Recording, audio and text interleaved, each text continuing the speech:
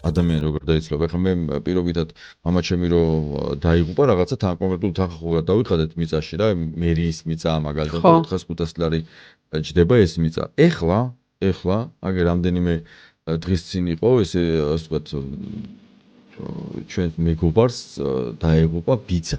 დიახ. და აი დავიწყეთ ასე ვთქვათ რაღაცა მიწა ჭირდება და საფლავის ეს. სრული კატასტროფაა რამ ხრივ. 500 ლარი ხო ეს ვითომ ჭყალებში უფასო მიწა რა. აი მაგალითად ორი ადგილი თუ გინდა უკვე მეორე ადგილი. დაახლოებით ესე კერძო სასაფლაოებზე იწყება $2000.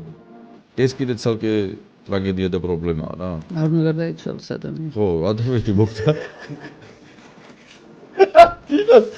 თინას კარგი აზრია გარდაიცა. ხო, რა, ეხა თინა სიკვდილით საშიშია რა.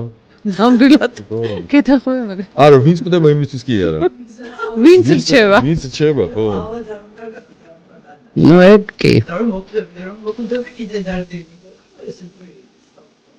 არ მოიდგინე, ხო, რო კვდები ნერვიულობ იმაზე, რომ რამხელა პრობლემას უტოვებ იმას, რა ქვია. ოჯახისეულ. ჯვარი წერია. ჯვარი წერია ყველას რა. არ კვდები. ნახე ლენი ყველაფერი რო იცი.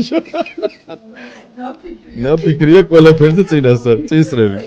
არა, გარდაცვალება რადგინა კარგად ყოფნა ძვირია ამ ქვეყანაში. ცხოვრება ძვირია, ხო.